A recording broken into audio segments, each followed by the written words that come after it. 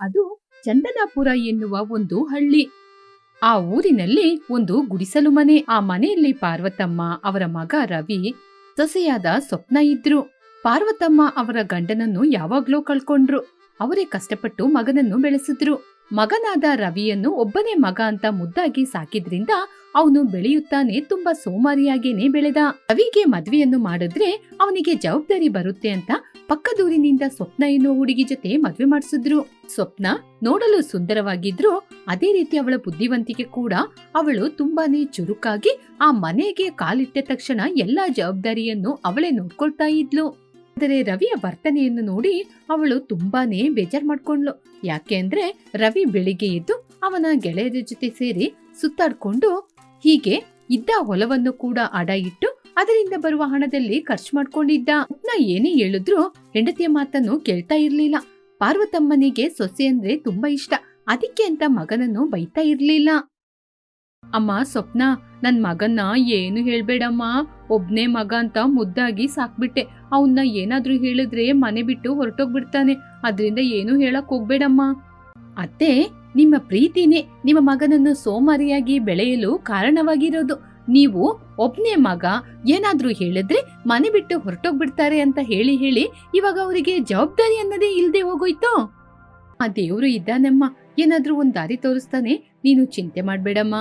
ಸ್ವಪ್ನ ಅವಳ ಸ್ವಂತ ಕಾಲ್ ಮೇಲೆ ನಿಂತ್ಕೋಬೇಕು ಅಂತ ಆಲೋಚನೆ ಮಾಡ್ತಾ ಇದ್ಲು. ಹೀಗೆ ದಿನಗಳು ಕಳೆಯಿತು. ಆದ್ರೆ ಏನು ಮಾಡಲು ಸಾಧ್ಯವಾಗ್ಲಿಲ್ಲ. ಮನೆಯಲ್ಲಿರುವ ಬೆಲೆ ಬಾಳುವ ವಸ್ತುಗಳನ್ನು ಅಡ ಇಟ್ಟು ಜೀವನ ಸಾಗಿಸುವ ಪರಿಸ್ಥಿತಿ ಕೂಡ ಬಂತು. ರವಿ ಮಾತ್ರ ಅದಕ್ಕೆಲ್ಲ ತಲೆ ಕೆಡಿಸ್ಕೊಳ್ದೆ ಅವನ್ ಪಾಡಿಗೆ ಊರೆಲ್ಲ ಸುತ್ತಾಡ್ಕೊಂಡು ಸಂಜೆ ಸಮಯಕ್ಕೆ ಮನೆಗ್ ಬರ್ತಾ ಇದ್ದ. ಸ್ವಪ್ನ ಹಸಿವಲ್ಲಿ ಗಂಡ ಯಾವಾಗ ಬರ್ತಾನೆ ಅಂತ ಕಾಯ್ತಾ ಇದ್ಲು. ಏ ಸ್ವಪ್ನ, ಏನೇ ಇನ್ನು ನಿದ್ರೆ ಮಾಡಿಲ್ವಾ? ನಂಗೆ ತುಂಬಾ ಹಸಿವಾಗ್ತಿದೆ, ಹೋಗಿ ಬಿಸಿ ಬಿಸಿ ಏನಾದ್ ತಗೊಂಬ ತಿನ್ಲಿಕ್ಕೆ. ಇಲ್ ನೋಡಿ, ಮನೇಲಿ ಅಡಿಗೆ ಮಾಡ್ಲಿಕ್ಕೆ ಏನೂ ಇಲ್ಲ. ಸ್ವಲ್ಪ ಹಿಟ್ಟಿತ್ತು, ಅದ್ರಲ್ಲಿ ನಿಮ್ಗೆ ರೊಟ್ಟಿ ಮಾಡಿ ಕೊಟ್ಟೆ. ಹಗ್ಲಿಡಿ ನಾನು ಏನು ತಿಂದಿಲ್ಲ, ತುಂಬಾ ನನಗೂ ಹಸಿವಾಗ್ತಿದೆ. ಏನೇ ನನಗೆ ತಿರುಗಿಸಿ ಮಾತಾಡ್ತೀಯಾ? ನಾನು ಗಂಡ್ಸ್ಕಣೆ, ನನಗೆ ಊಟ ಹಾಕೋ ಜವಾಬ್ದಾರಿ ನಿಂದು. ಹಾಗಾದ್ರೆ ಆ ಜವಾಬ್ದಾರಿ ನಿಮಗೆ ನನ್ ಮೇಲೆ ಇಲ್ವಾ? ಪಾಪ ಹೆಂಡತಿ ಮನೇಲಿದ್ದಾಳಲ್ವಾ, ಊಟ ಮಾಡಿದ್ಲೋ ಇಲ್ವೋ, ಅವಳಿಗೋಸ್ಕರ ಏನಾದ್ರೂ ತಗೊಂಡೋಗ್ಬೇಕು ಅಂತ ನಿಮಗೆ ಯೋಚನೆ ಇಲ್ವಾ? ಏನೇ ನಿನ್ ಪುರಾಣನ ಆರಂಭಿಸ್ಬಿಟ್ಟ? ನೀನ್ ನನ್ಗೆ ಊಟ ಕೊಡೋದಿದ್ರೆ ಏನೇ, ನನ್ ಫ್ರೆಂಡ್ಸ್ ಮನೇಲಿ ಹೋಗಿ ತಿಂತೀನಿ. ಹಾಗೆ ಅಂತ ಮನೆಯಿಂದ ಹೊರಡುವಾಗ ಪಾರ್ವತಮ್ಮ ಅವನನ್ನು ತಡೆದ್ರು. ಲೇ ರವಿ, ಎಲ್ಲಿಗೋ ಹೋಗ್ತಾ ಇದ್ದೀಯಾ ಈ ರಾತ್ರಿ ಸಮಯದಲ್ಲಿ? ಅಮ್ಮ ಸ್ವಪ್ನ, ಅವನು ಏನೋ ಗೊತ್ತಿಲ್ದೆ ಮಾತಾಡ್ಬಿಟ್ಟ, ನೀನೇನು ಮಾತಾಡ್ಬೇಡಮ್ಮ. ಅತ್ತೆ, ಏನು ಮಾತಾಡ್ಬೇಡ ಅಂತ ಎಷ್ಟು ದಿನಕ್ಕತ್ತೆ ನಾನು ಇನ್ನು ಏನು ಮಾತಾಡದೇ ಇರೋದು? ನಾನ್ ಈ ಮನೇಲಿರೋದು ನಿಮ್ಗೆ ಭಾರ ಅನ್ಸಿದ್ರೆ ಹೇಳ್ಬಿಡಿ ಅತ್ತೆ, ನಾನು ನನ್ ತಾಯಿ ಮನೆಗೇನೆ ಹೊರಟೋಗ್ತೀನಿ. ಸ್ವಪ್ನ ಹಾಗೆ ಹೇಳಿದಾಗ ತಾಯಿ ಮಗ ಇಬ್ಬರು ತುಂಬಾನೇ ಭಯಪಟ್ರು. ಯಾಕೆ ಅಂದ್ರೆ ಅವನಿಗೆ ತನ್ನ ಹೆಂಡತಿ ಅಂದ್ರೆ ತುಂಬಾನೇ ಇಷ್ಟ. ಪಾರ್ವತಮ್ಮನಿಗೆ ಕೂಡ ಸೊಸೆ ಅಂದ್ರೆ ತುಂಬಾನೇ ಇಷ್ಟ. ಏಯ್ ಸ್ವಪ್ನ, ಹಾಗೆಲ್ಲ ಹೇಳ್ಬೇಡ ಕಣೆ, ನನ್ನ ಬಿಟ್ಟು ಹೋಗ್ಬೇಡ. ನನಗೆ ನಿನ್ನ ಬಿಟ್ಟು ಇರ್ಲಿಕ್ಕಾಗಲ್ಲ, ನಾನು ಬದ್ಲಾಗ್ತೀನಿ. ನಾಳೆಯಿಂದನೇ ಕೆಲ್ಸಕ್ಕೆ ಹೋಗ್ತೀನಿ. ನೀವು ನನಗೋಸ್ಕರ ಬದ್ಲಾಗ್ಬೇಕಾದ ಅವಶ್ಯಕತೆ ಏನೂ ಇಲ್ಲ ರೀ, ಪರವಾಗಿಲ್ಲ. ನಾನು ಹೀಗೆ ನಿಮ್ ಮನೇಲಿ ಸುಮ್ನೆ ಇರಲ್ಲ, ನಾಳೆಯಿಂದ ನಾನು ಕೆಲ್ಸಕ್ಕೆ ಹೋಗ್ತೀನಿ. ಅಯ್ಯೋ, ನೀನೇ ನಮ್ಮ ಕೆಲ್ಸಕ್ಕೆ ಹೋಗ್ತೀಯಾ? ನಿನಗೆ ವಿದ್ಯಾಭ್ಯಾಸ ಕೂಡ ಇಲ್ಲ. ಅತ್ತೆ, ನಾನು ತುಂಬಾ ಚೆನ್ನಾಗಿ ಅಡಿಗೆ ಮಾಡ್ತೀನತ್ತೆ. ನಮ್ಮ ಊರಲ್ಲಿ ಸಂಜೆ ಸಮಯದಲ್ಲಿ ತಿನ್ಲಿಕ್ಕೆ ಏನೂ ಸಿಗೋದಿಲ್ಲ. ನಾನೊಂದ್ ಸಣ್ಣ ಅಂಗಡಿ ಹಾಕೊಂಡು ಟಿಫಿನ್ ಮಾರ್ತೀನಿ. ಸೊಸೆಯ ಮಾತು ಕೇಳಿ ಪಾರ್ವತಮ್ಮನಿಗೆ ತುಂಬಾ ಕೋಪ ಬಂತು. ಏನಮ್ಮ, ನೀನೋಗಿ ರಸ್ತೆಯಲ್ಲಿ ಕೂತ್ಕೊಂಡು ಟಿಫಿನ್ ಮಾರಾಟ ಮಾಡ್ತೀಯಾ? ರೋಡಲ್ಲಿರೋರು ನಮ್ಮ ಮನೆತನದ ಬಗ್ಗೆ ಏನ್ ಆಲೋಚನೆ ಮಾಡ್ತಾರೆ? ಇರೋ ಒಬ್ಬ ಮಗ ಕೆಲ್ಸಕ್ ಬಾರದವನು, ಅದಕ್ಕೆ ಸೊಸೆ ಈ ರೀತಿ ಕೆಲ್ಸಕ್ಕೆ ಇಳಿದಿದ್ದಾಳೆ ಅನ್ಕೊಳಲ್ವಾ? ಮನೆ ಗೌರವ ಗೌರವ ಅಂತ ನನ್ನ ಮನೇಲಿ ಕೂರ್ಸಿದ್ರೆ ನನ್ನ ಹೊಟ್ಟೆ ಹಸಿವು ತೀರುತ್ತಾ ಅತ್ತೆ? ನಾವು ಕಷ್ಟಪಟ್ಟು ದುಡಿಯೋರು, ಕಷ್ಟಪಟ್ಟು ದುಡಿದ್ರೆ ಹೇಗತ್ತೆ ಮರ್ಯಾದೆ ಹೋಗುತ್ತೆ? ಕಷ್ಟಪಟ್ಟು ದುಡಿದ್ರೆ ಹಣದ ಜೊತೆ ಮರ್ಯಾದೆನೂ ಬರುತ್ತೆ. ಅಮ್ಮ, ಸ್ವಪ್ನ ಹೇಳಿದ್ದು ಕೂಡ ನಿಜನೇ ಕಣಮ್ಮ. ಇನ್ ಮುಂದೆ ಅವಳು ಯಾವ ಕೆಲಸ ಮಾಡ್ತಾಳೋ ಅವಳ ಜೊತೆ ನಾನು ಕೂಡ ಸಹಾಯ ಮಾಡ್ತೀನಿ. ಪಾರ್ವತಮ್ಮನಿಗೆ ಸೊಸೆ ತೆಗೆದುಕೊಂಡ ನಿರ್ಧಾರ ಇಷ್ಟವಾಗದಿದ್ರು ತನ್ನ ಮಗ ಕೂಡ ಸಪೋರ್ಟ್ ಮಾಡ್ತಾ ಇದ್ದಾನೆ ಅಂತ ಒಪ್ಕೊಂಡ್ರು. ಆ ನಂತರ ಸ್ವಪ್ನ ಅವಳ ಚಿನ್ನದ ಕಾಲ್ಗೆಜೆಯನ್ನು ತೆಗೆದುಕೊಂಡು ಹೋಗಿ ಮಾರಾಟ ಮಾಡಿ, ಸ್ವಪ್ನ, ಇವತ್ ನೀನು ಏನ್ ಮಾಡ್ತೀಯಾ?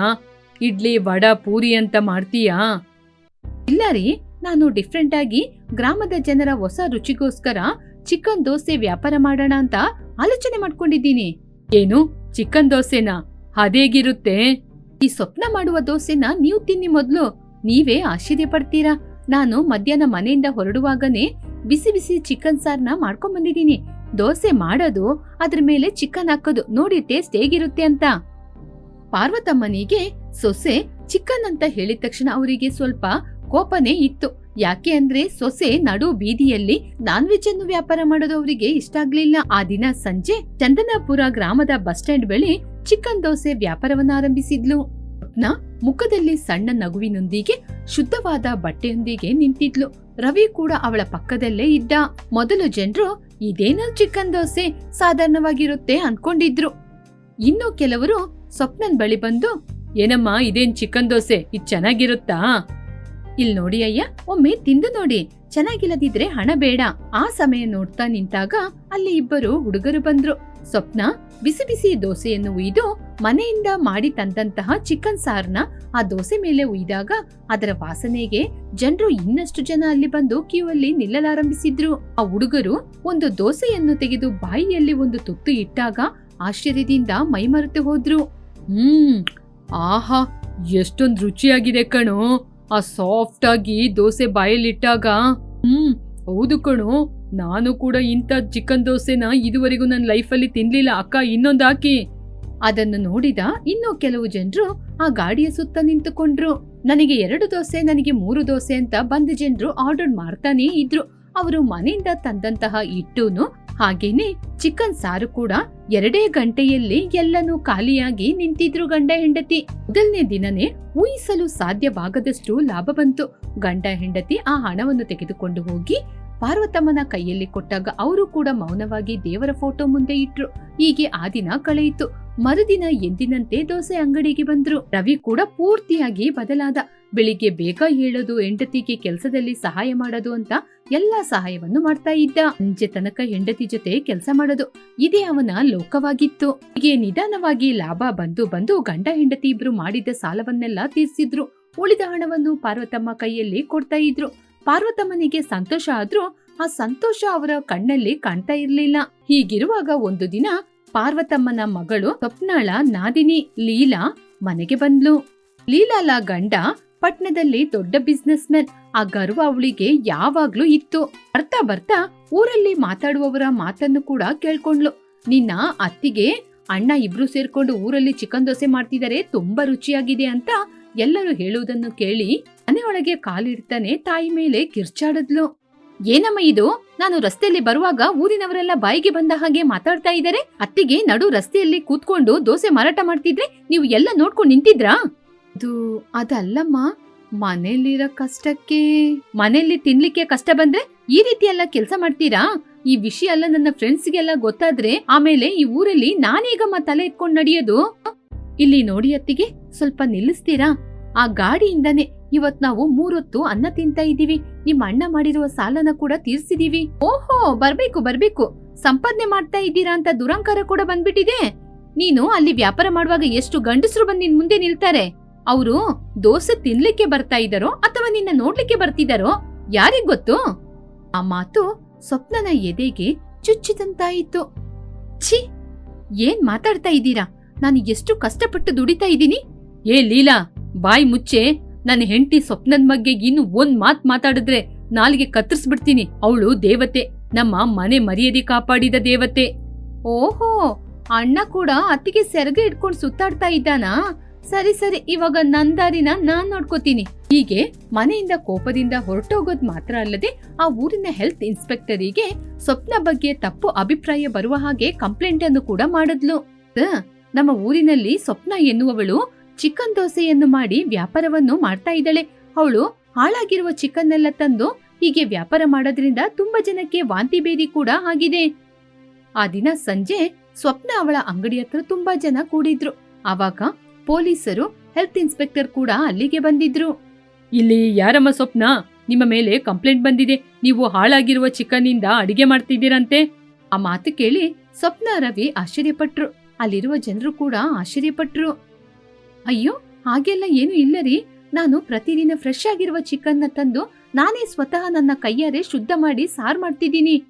ಬಾಯಿ ಮುಚ್ಚಮ್ಮ, ಮೊದ್ಲು ಆ ಚಿಕನ್ನ ಇಲ್ಲಿ ತಗೊಂಬಾ. ಹೀಗೆ ಹೆಲ್ತ್ ಇನ್ಸ್ಪೆಕ್ಟರ್ ಬಂದು ಆ ಚಿಕನ್ ಸಾರನ್ನು ನೋಡಿದ್ರು. ಅದು ಕೂಡ ತುಂಬಾ ಶುದ್ಧವಾಗಿ ಪರಿಮಳ ಬರ್ತಾ ಇತ್ತು. ಅದೇ ರೀತಿ ಅವರು ತಯಾರಿಸುವ ಹಿಟ್ಟನ್ನು ಕೂಡ ನೋಡಿದ್ರು, ಅದು ಕೂಡ ಸ್ವಚ್ಛವಾಗಿತ್ತು. ಏನ್ರಿ, ನೀವು ಪ್ರತಿದಿನ ಇವ್ರ ಅಂಗಡಿಯಲ್ಲೇ ಬಂದು ತಿನ್ನದಾ? ಯಾರಿಗಾದ್ರೂ ಇದರಿಂದ ಏನಾದ್ರೂ ತೊಂದರೆ ಏನಾದ್ರೂ ಉಂಟಾಗಿದ್ಯಾ? ಅಯ್ಯಯ್ಯೋ, ಏನ್ರಿ ಸರ್ ನೀವು ಹಿಂಗ್ ಮಾತಾಡ್ತಾ ಇದ್ದೀರಾ? ನಾವು ಎಷ್ಟೋ ದಿನದಿಂದ ಇಲ್ಲೇ ತಿಂತಾ ಇದ್ದೀವಿ. ತಾಯಿ ಅಂತವ್ರು ಇವ್ರು, ನಮಗೆ ಎಷ್ಟ್ ಚೆನ್ನಾಗಿ ಅಡಿಗೆ ಮಾಡಿ ಕೊಡ್ತಾ ಇದ್ದಾರೆ. ಯಾರೋ ನಿಮ್ ಜೊತೆ ಇವ್ರ ಬಗ್ಗೆ ತಪ್ಪಾಗಿ ಪುಕಾರ್ ಕೊಟ್ಟಿದ್ದಾರೆ. ಇನ್ಸ್ಪೆಕ್ಟರಿಗೆ ವಿಷಯ ಏನು ಅಂತ ಅರ್ಥವಾಯಿತು. ಅವರು ಲೀಲಾನ ಕೋಪದಿಂದ ನೋಡಿದ್ರು. ಲೀಲಾ ಕೂಡ ದೂರದಿಂದ ನೋಡ್ತಾ ನಿಂತಿದ್ಲು. ಆವಾಗ ಹೆಲ್ತ್ ಇನ್ಸ್ಪೆಕ್ಟರ್ ಲೀಲನ್ ಜೊತೆ, ಇಲ್ ನೋಡಮ್ಮ, ನೀನ್ ಮಾಡಿರುವ ಅಡಿಗೆ ತುಂಬಾನೇ ರುಚಿಯಾಗಿ ತುಂಬಾ ಶುದ್ಧವಾಗಿದೆ. ಯಾರೋ ನಿನ್ಗೆ ಇಷ್ಟ ಆಗದೇ ಇರೋರು ನಿನ್ ಮೇಲೆ ಪುಕಾರ್ ಕೊಟ್ಟಿದ್ದಾರೆ. ಇನ್ಸ್ಪೆಕ್ಟರ್ ಲೀಲನ ಹತ್ತಿರ ಹೋಗಿ, ಇಲ್ ನೋಡಮ್ಮ, ಚೆನ್ನಾಗಿ ಬದುಕಬೇಕು ಅಂತ ಇರುವವರ ಮೇಲೆ ಸುಮ್ನೆ ತಪ್ಪಾಗಿ ಪುಕಾರೆಲ್ಲ ಕೊಟ್ರೆ ಆಮೇಲೆ ನಿನ್ನ ಎತ್ಕೊಂಡೋಗಿ ಸ್ಟೇಷನ್ ಒಳಗೆ ಇಡ್ತೀನಿ. ಹೋಗಿ ಇಲ್ಲಿಂದ. ಲೀಲನಿಗೆ ಪೊಲೀಸ್ ಆಗಿ ಹೇಳಿದಾಗ ತುಂಬಾನೇ ನಾಚಿಕೆ ಆಯಿತು. ಆ ಊರಿನ ಜನರು ಕೂಡ ಸರಿಯಾಗಿ ಲೀಲಾನ ಬೈತಾ ಇದ್ರು. ಈ ವಿಷಯ ಮನೆಯಲ್ಲಿರುವ ಅತ್ತೆಯಾದ ಪಾರ್ವತಮ್ಮನಿಗೆ ಗೊತ್ತಾಯಿತು. ಅವರು ತಕ್ಷಣ ಲೀಲಾ ಅಂಗಡಿ ಹತ್ರ ಇರುವುದನ್ನು ನೋಡಿ ಅಲ್ಲಿಗೆ ಬಂದು ಲೀಲನ ಕೆನ್ನೆಗೆ 2 ಏಟು ಬಾರಿಸಿದ್ರು. ಛೀ, ನೀನು ಈ ಹೊಟ್ಟೆಲಿ ಹುಟ್ಟಿದೆ ಅಂತ ಯೋಚನೆ ಮಾಡಿದ್ರೇನೆ ನನಗೇನೆ ನನ್ನ ನೋಡಿದ್ರೆ ನಾಚಿಕೆ ಆಗ್ತದೆ. ನನ್ ಸೊಸೆ ನನ್ ಮನೆ ಗೌರವನ ನಿಲ್ಸ್ಬೇಕು ಅಂತ ರಸ್ತೆಯಲ್ಲಿ ಬಂದು ಕಷ್ಟಪಟ್ರೆ ಅವಳ ಮೇಲೇನೆ ಸುಳ್ಳು ಹೇಳ್ತೀಯಾ? ಅಮ್ಮ ಸ್ವಪ್ನ, ನನ್ನನ್ನು ಕ್ಷಮಿಸಮ್ಮ. ಮೊದ್ಲು ನೀನು ಹೀಗೆ ರಸ್ತೆಯಲ್ಲಿ ದೋಸೆ ವ್ಯಾಪಾರ ಮಾಡ್ತೀಯ ಅಂತ ಹೇಳಿದಾಗ ನನಗೂ ಕೂಡ ಯಾಕೋ ಒಂಥರ ಬೇಜಾರಾಗಿತ್ತು. ಕಷ್ಟಪಟ್ಟು ದುಡಿಯುವ ನಿನ್ನ ಮುಂದೆ ನನ್ನ ಮಗಳ ಗರ್ವ ಕೇವಲವಾದದ್ದು. ಇನ್ ಮುಂದೆ ನಾನು ಕೂಡ ನಿನಗೆ ಸಹಾಯ ಮಾಡ್ತಾ ಕೆಲಸ ಮಾಡ್ಕೋತೀನಿ. ಹೀಗೆ ಪಾರ್ವತಮ್ಮ ಸ್ವಪ್ನ ಹತ್ತಿರ ಹೋಗಿ ಅವಳ ಕೈಯನ್ನು ಹಿಡ್ಕೊಂಡು ಕೇಳಿದ್ರು. ಪಾರ್ವತಮ್ಮ ಗಾಡಿ ಹತ್ರನೇ ಕೂತ್ಕೊಂಡು ಬಂದ ಕಸ್ಟಮರ್ ಜೊತೆ ಹಣವನ್ನು ತಗೊಳ್ತಾ ಇದ್ರು. ರವಿ ತನ್ನ ಹೆಂಡತಿಗೆ ದೋಸೆ ಮಾಡೋದ್ರಲ್ಲಿ ಸಹಾಯ ಮಾಡ್ತಿದ್ದ. ಸ್ವಪ್ನ ನಗ್ನಗ್ತಾ ಎಲ್ಲರಿಗೂ ದೋಸೆ ಮಾಡಿ ಕೊಡ್ತಾ ಇದ್ರೆ ಲೀಲನಿಗೆ ತನ್ನ ತಪ್ಪಿನ ಅರಿವಾಯಿತು. ಅತ್ತಿಗೆ, ನನ್ನ ಕ್ಷಮಿಸ್ಬಿಡಿ. ನನಗೆ ಇರುವ ಹಣದ ಗರ್ವದಿಂದ ನಾನು ನಿಮ್ನ ತಪ್ಪಾಗಿ ಅರ್ಥ ಮಾಡ್ಕೊಂಡ್ಬಿಟ್ಟೆ. ಪರವಾಗಿಲ್ಲ ಅತ್ತಿಗೆ, ನಡೆದಿದ್ದೇನೋ ನಡೆದೋಯ್ತು. ನಾವಿಬ್ರು ಒಂದೇ ಕುಟುಂಬ ತಾನೇ.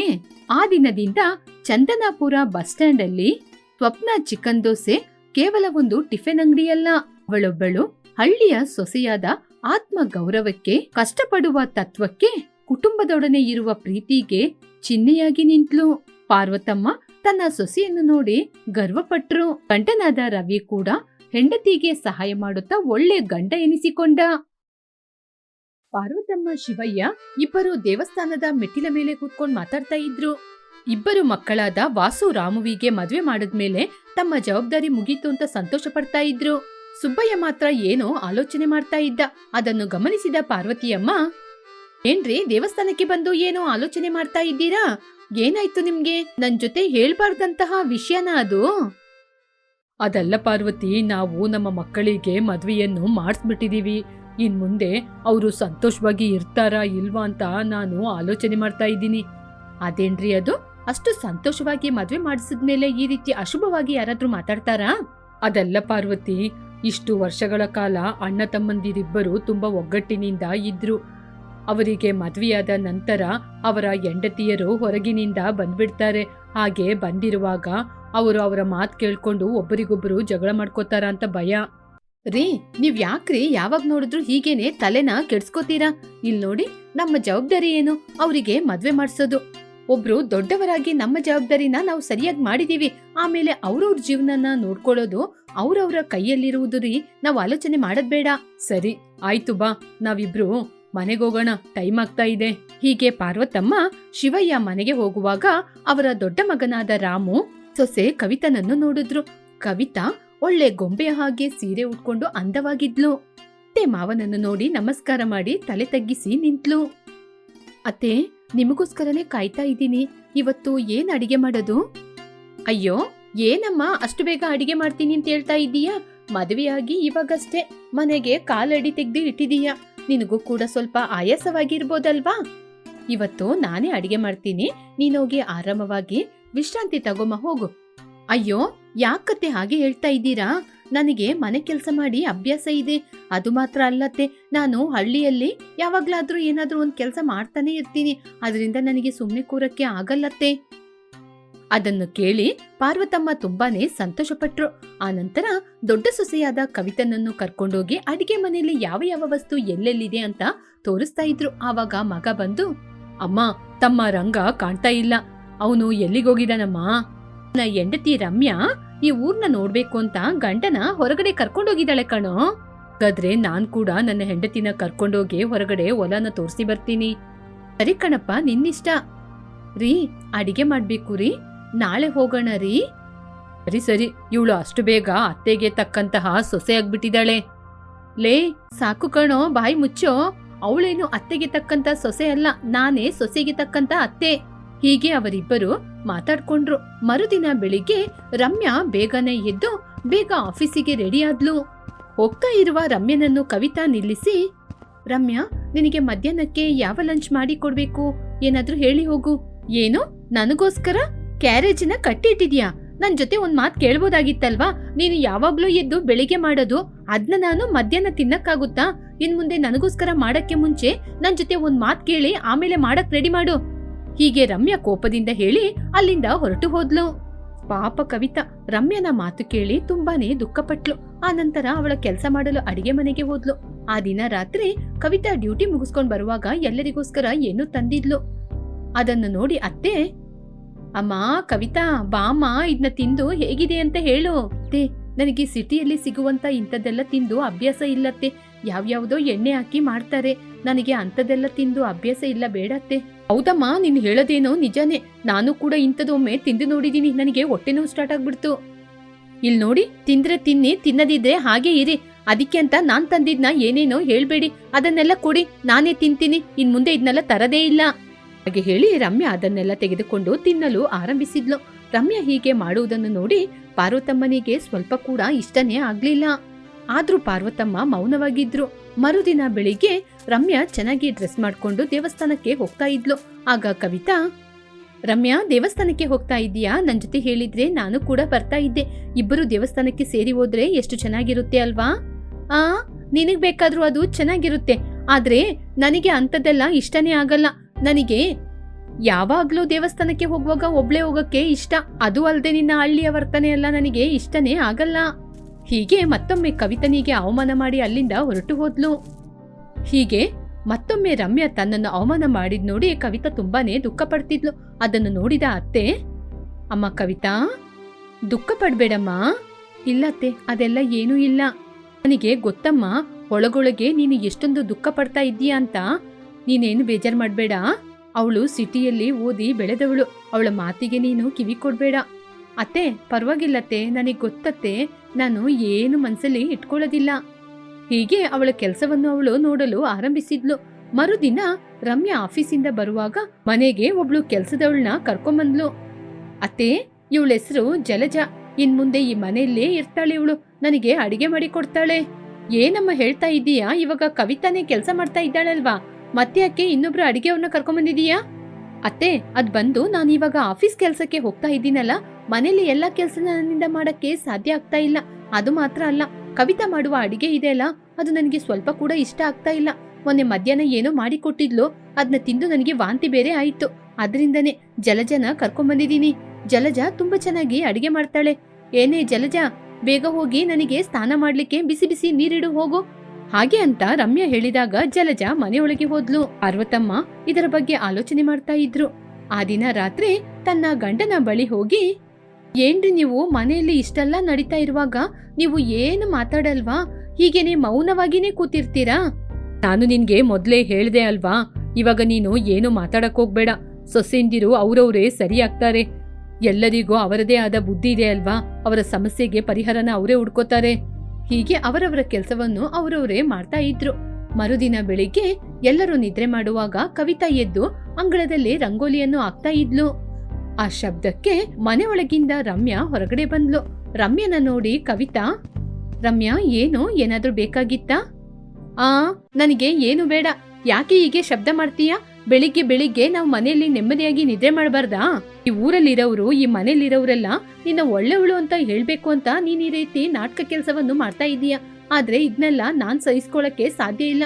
ನನಗೆ ಈ ಶಬ್ದ ಎಲ್ಲ ಆಗಲ್ಲ. ಹೀಗೆ ಕವಿತನನ್ನು ಬೈದು ಅಲ್ಲಿಂದ ರೂಮ್ ಒಳಗೆ ಹೋಗಿ ನೆಮ್ಮದಿಯಾಗಿ ಮಲಗಿ ನಿದ್ರೆ ಮಾಡಿದ್ಲು. ಆ ನಂತರ ನಿಧಾನವಾಗಿ ಎದ್ದು ಆಫೀಸಿಗೆ ಹೊರಡ್ತಾ ಇದ್ಲು. ಅದರಲ್ಲಿ ಪಾರ್ವತಮ್ಮ ರಮ್ಯಾನ ನಿಲ್ಸಿದ್ರು. ಏನತ್ತೆ, ನನ್ನ ಮಧ್ಯೆ ನಿಲ್ಲ ಕೇಳಿದ್ರಿ? ನನಗೆ ಕೆಲ್ಸ ಇದೆ, ಆಫೀಸಿಗೆ ಬೇರೆ ಟೈಮ್ ಆಗ್ತಾ ಇದೆ. ಇಲ್ಲಮ್ಮ, ಇವತ್ತು ನಿನ್ ಜೊತೆ ಒಂದು ಮುಖ್ಯವಾದ ವಿಷಯದ ಬಗ್ಗೆ ಮಾತಾಡ್ಬೇಕು. ನೀನು ಕೆಲ್ಸಕ್ಕೆ ಹೋಗದಿದ್ರು ಕೂಡ ಪರವಾಗಿಲ್ಲ, ನಿನ್ ಜೊತೆ ಮಾತಾಡ್ಲೇಬೇಕು. ಹೌದಾ? ಏನದು ಅಷ್ಟೊಂದು ಮುಖ್ಯವಾದ ವಿಷಯ? ನೀನು ಮಾಡಿರುವ ಕೆಲಸ ಸರಿ ಇದೆಯಾ? ನಿನಗೆ ಏನು ಅನ್ಸ್ಲಿಲ್ವಾ? ಓಹೋ, ಅಷ್ಟು ಬೇಗ ನಿಮ್ ದೊಡ್ಡ ಸೊಸೆ ನನ್ ಮೇಲೆ ನಿಮ್ ಜೊತೆ ಚಾಡಿ ಹೇಳಿದಾಳಾ? ಆಗೇನೋ ಆಗ್ಬಿಟ್ಲ ಅವಳು. ಸಾಕಮ್ಮ ಸಾಕು, ಯಾಕೆ ಬಾಯಿಗೆ ಬಂದಂಗೆ ಏನೇನೋ ಮಾತಾಡ್ತಿದ್ಯಾ? ಅವಳ ಜೊತೆ ಏನು ಹೇಳಿಲ್ಲ. ಆದ್ರೆ ಅವಳು ಇವಾಗ ಹೇಳ್ಬೇಕಾದ ಅವಶ್ಯಕತೆ ಕೂಡ ಇಲ್ಲ. ನಾವು ಕೂಡ ತುಂಬಾ ದಿನದಿಂದ ನೋಡ್ತಾ ಇದ್ದೀವಿ. ಪ್ರತಿ ದಿನದಿಂದ ದಿನಕ್ಕೆ ನಿನ್ನ ವರ್ತನೆ ತುಂಬಾನೇ ಬದಲಾಗಿದೆ.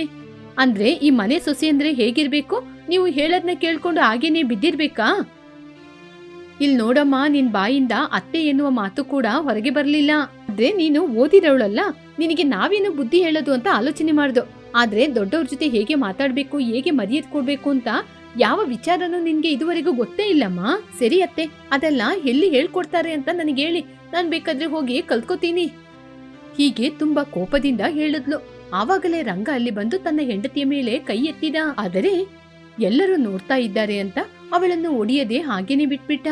ರಮ್ಯಾ ಮಾತ್ರ ತುಂಬಾ ಕೋಪದಿಂದ, ಏನ್ ನೀವು ಏನು ಎಲ್ರೂ ನನ್ನ ಒಡಿಬೇಕು ಅಂತ ಕಂಕಣ ಕಟ್ಕೊಂಡು ನನ್ನ ಹಿಂದೆನೆ ಬರ್ತಾ ಇದ್ದೀರಾ? ಏನ್ ಮಾಡ್ತೀರಾ ಅಂತ ನೋಡ್ತೀನಿ. ಸಾಕು, ಬಾಯಿ ಮುಚ್ತೀಯಾ? ನಾನು ನಿನ್ನ ಒಡ್ದಿಲ್ಲ. ಒಡಿಯಕ್ಕೆ ಕೈ ಎತ್ತಿದಾಗನೇ ನಿನಗೆ ಇಷ್ಟೊಂದು ಕೋಪ ಬರ್ತಾ ಇದೆ ಅಂದ್ರೆ ನೀನು ಮಾಡುವ ಕೆಲಸದಿಂದ ಎಲ್ರಿಗೂ ಎಷ್ಟೊಂದು ಕೋಪ ಬಂದಿರುತ್ತೆ ಯೋಚನೆ ಮಾಡಿ ನೋಡು. ನೀನು ಓದಿದೀಯಲ್ಲಮ್ಮ, ಆ ದುರಂಕಾರ ನಿನ್ಗೆ. ಅದು ಮಾತ್ರನಾ, ಕೈ ತುಂಬಾ ಸಂಪಾದನೆ ಮಾಡ್ತಾ ಇದೀಯಲ್ವಾ, ಅದರ ಅಹಂಕಾರ ಕೂಡ ನಿನಗಿರುತ್ತೆ. ನೀನು ಓದಿದವಳಾಗಿರ್ಬೋದು, ಆದ್ರೆ ಈ ಮನೆಯವರಿಗೆ, ಈ ಮನೆಗೆ ಹೇಗೆ ಗೌರವ ಕೊಡ್ಬೇಕು ಅಂತ ಮೊದ್ಲು ಆಲೋಚನೆ ಮಾಡಿ ಎಲ್ಲರ ಜೊತೆ ಹಾಗೇನೆ ಚೆನ್ನಾಗಿರು. ಹೀಗೆ ಅವರ ಹಾಗೆ ಇವರ ಹಾಗೆ ಅಂತೆಲ್ಲ ಹೇಳಲಿಕ್ಕೆ ಮುಂಚೆ ನಾನು ಹೇಗಿರ್ಬೇಕು ಅಂತ ಮೊದ್ಲು ನೀವ್ ಹೇಳಿ, ನಾನ್ ಕೇಳ್ಕೊತೀನಿ. ಮತ್ತೆ ರಮ್ಯಾ ಹಾಗೆ ಮಾತನಾಡುವುದನ್ನು ನೋಡಿ ರಾಮುಗೆ ಕೋಪ ಬಂದು ಅವಳನ್ನ ಒಂದೇಟೆ ಹೊಡೆದ. ಆಗ ರಮ್ಯಾ ಕೋಪದಿಂದ ತನ್ನ ತವರು ಮನೆಗೆ ಹೋದ್ಲು. ರಮ್ಯಾನ ಮನೆಗೆ ಸೊಸೆಯಾಗಿ ಮತ್ತೆ ಹೋಗಿ ಕರ್ಕೊಂಡ್ಬರ್ಬೇಕು ಅಂತ ಯಾರು ಕೂಡ ಯಾವ ಪ್ರಯತ್ನನೂ ಮಾಡ್ಲಿಲ್ಲ. ಸ್ವಲ್ಪ ದಿನಗಳ ನಂತರ ರಮ್ಯಾನ ಕರ್ಕೊಂಡು ಅವರ ತಾಯಿ ಅವರ ಮನೆಗೆ ಬಂದ್ರು. ಆಗ, ನನ್ನ ಮಗಳು ಯಾವಾಗ್ಲೂ ಹೀಗೇನೆ, ಅವಳು ಮಾಡಿರುವ ತಪ್ಪನ್ನು ನೀವು ಮನ್ಸಲ್ಲೇ ಇಟ್ಕೋಬೇಡಿ. ಅವಳು ಚಿಕ್ಕ ವಯಸ್ಸಿನಿಂದ ಹಾಗೇನೆ, ಎಲ್ಲರ ಜೊತೆ ಹೀಗೇನೆ ಇರ್ತಾಳೆ. ಅಯ್ಯೋ, ನೀವ್ಯಾಕೆ ಕ್ಷಮೆ ಎಲ್ಲ ಕೇಳ್ತಾ ಇದ್ದೀರಾ? ಹೀಗೆ ಪಾರ್ವತಮ್ಮ ಮಾತಾಡ್ತಾ ಇರುವಾಗ ಚಿಕ್ಕ ಸೊಸೆಯಾದ ರಮ್ಯಾ ತನ್ನ ಅತ್ತೆಯ ಕಾಲಿಗೆ ಬಿದ್ದು ಕ್ಷಮೆಯನ್ನು ಕೂಡ ಕೇಳಿದ್ಲು. ನನ್ನ ಕ್ಷಮಿಸಿ ಅತ್ತೆ, ಕವಿತಕ್ಕ ಓದ್ಲಿಲ್ಲ, ಅವರು ಹಳ್ಳಿಯಿಂದ ಬಂದವರು ಅಂತ ಅವ್ರ ಬಗ್ಗೆ ಏನೇನೋ ಮಾತೆಲ್ಲ ಹೇಳ್ಬಿಟ್ಟೆ. ಇದರಿಂದ ಅವ್ರ ಮನ್ಸಿಗೂ ಬೇಜಾರಾಗಿದೆ. ನಿಮಗೂ ಏನೆಲ್ಲ ಹೇಳ್ಬಾರ್ದೆಲ್ಲ ಹೇಳ್ಬಿಟ್ಟೆ ಅತ್ತೆ. ಇನ್ ಮುಂದೆ ನನ್ನನ್ನು ಕ್ಷಮಿಸಿ. ಇನ್ ಮುಂದೆ ಯಾವುದೇ ಕಾರಣಕ್ಕೂ ಈ ರೀತಿ ತಪ್ಪನ್ನ ನಾನು ಖಂಡಿತ ಮಾಡದೇ ಇಲ್ಲ ಅತ್ತೆ. ಅಕ್ಕ, ನನ್ನನ್ನು ಕ್ಷಮಿಸಕ್ಕ, ಇನ್ ಮುಂದೆ ಆ ರೀತಿ ಮಾಡಲ್ಲ. ತಂಗಿ, ಯಾಕೆ ನನ್ ಜೊತೆ ನೀನು ಕ್ಷಮೆ ಕೇಳ್ತೀಯ? ನೀನು ಈ ಮನೆಯ ಸೊಸೆ ಮಾತ್ರ ಅಲ್ಲ, ನನಗೂ ಒಡ ಹುಟ್ಟಿದ ತಂಗಿಯ ಹಾಗೇನೆ ನೀನು. ಹೀಗೆ ಕವಿತಾ ರಮ್ಯನ ಹತ್ತಿರ ಹೋಗಿ ತಬ್ಬಿಕೊಂಡ್ಲು. ಅವರಿಬ್ಬರ ಆನಂದವನ್ನು ನೋಡಿ ಆ ಮನೆಯಲ್ಲಿ ಎಲ್ಲರೂ ತುಂಬಾ ಸಂತೋಷ ಪಟ್ರು. ಆ ನಂತರ ಆ ಮನೆಯಲ್ಲಿ ಯಾವುದೇ ರೀತಿಯ ಜಗಳ ಇಲ್ಲ, ಎಲ್ರೂ ಸಂತೋಷವಾಗಿ ಇದ್ರು.